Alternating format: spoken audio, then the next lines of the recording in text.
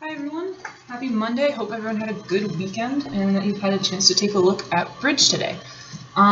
Bridge is dealing with alchemy, which isn't real, but what is real is the chemistry that came from it. So people used to really believe that there would be some way chemically to get lead to turn into gold. And hopefully you all noticed on the periodic table that gold is 3 elements behind lead. So in order to really transform lead, Pb, into gold, Au, you would have to somehow lose 3 protons, right? Lose 3 protons.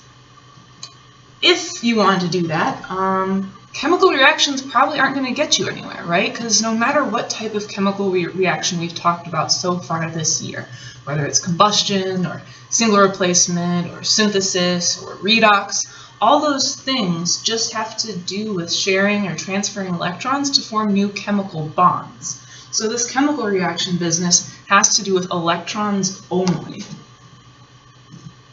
It's the nuclear reactions, the transmutation stuff that we've been talking about recently that's going to allow you to actually alter the composition of the nucleus. So only nuclear change can allow us to lose protons or shoot off particles that are going to change the nature of the nucleus. Chemical reactions aren't going to get you anywhere, and that's why alchemy kind of failed. But it did inspire a lot of ideas for us today in the line of artificial transmutation. So if you haven't already, go ahead and get out mini lesson 11.4, because that's what you'll be looking at today.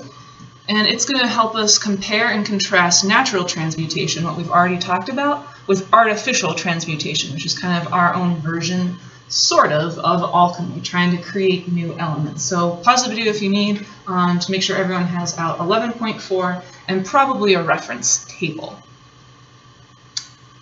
All right. We can define artificial transmutation kind of in contrast to natural transmutation.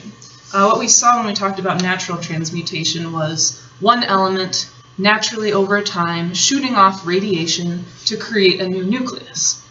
Artificial transmutation, you can sort of see from the picture, isn't just one thing turning into another. We see these 2 reactants over here that are being smashed together to create some artificial change. So if we're going to define that, we can call artificial transmutation a forced change to what's actually an often stable nucleus.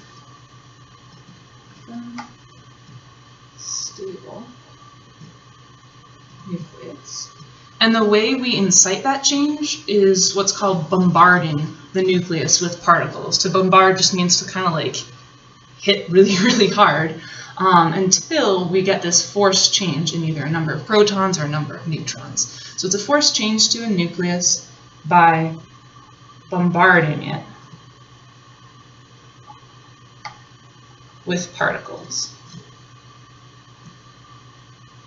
And as you can see in the picture, this artificial transmutation is taking an alpha particle, smashing it into a nucleus of nitrogen, and turning it into a nucleus of oxygen by altering its number of protons. As a result, it also tends to shoot out some other byproduct. In this case, something with 1 proton with a mass of 1, well, that's the element hydrogen. And I want you to take note at this point, there are actually 2 ways of writing this, both of which are represented on table O. When we start talking about artificial transmutation, we're often going to be using more than just alpha, beta, or positron particles. You're going to start seeing the protons and neutrons creep into your nuclear equation. So be on the lookout for these. All you need to do is pay attention to what mass you have and what charge you have, and it should match up with something on table O.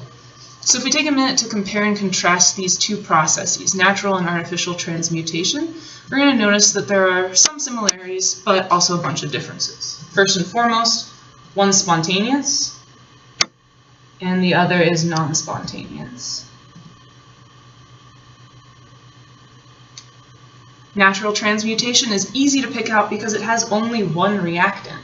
There's just one radioactive nucleus decaying over time into something else, whereas with artificial, you've got yourself 2 reactants. You need the thing you want to change and the thing you're bombarding it with.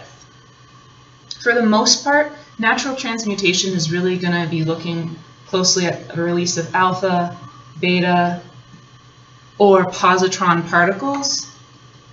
Sometimes you'll deal with gamma, but those changes aren't very interesting. Whereas over here, you're often going to see the appearance of neutrons or protons in your equation somewhere, either as a reactant, something you're bombarding it with, or as a byproduct of that particular change. So just be wary of those. Use Table O to help you out as you go.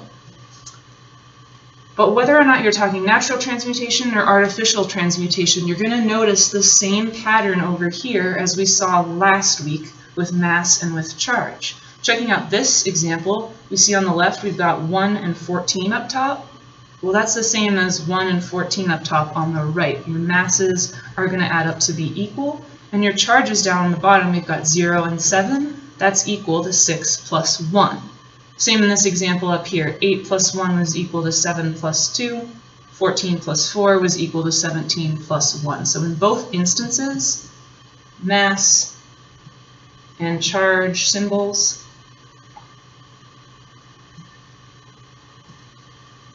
add up to be equal. And that is true for both natural and artificial transmutation. So for workshop today, guys, all I want you doing is taking a look through some examples of natural transmutation and artificial transmutation and trying to work on some problems with these equations, just with the general concepts themselves. I threw a star on there so that you'd have something that could be graded for this unit. If you're having any troubles, please feel free to hang on to your papers and ask me questions tomorrow. Alternatively, I left an answer key with the substitute, so if you're being nice, then hopefully he'll be willing to help you out a little bit if you get stuck on anything. Those with a single period, if you don't have enough time to finish, there will be time tomorrow. Those with a double, try your hardest to get through all of workshop. If, again, you have any questions, don't worry about turning stuff in. If you aren't 100% confident in it, I'll be glad to talk with you tomorrow about anything that was weird. All folks, please do remember, though, that problem set number 14 is due no later than Friday. And if you're not going to be here for Arts Fest, that means you got to turn that thing into me by Tuesday. So make sure that is somewhere on your radar before the end of the week. Good luck with stuff. Please be good. If you do have a chem work period today, you are welcome to use the computers. You are welcome to work on other things, but you are not welcome to be a pain in the butt to this sub. So be your best. I'll see you guys tomorrow. Good luck with stuff.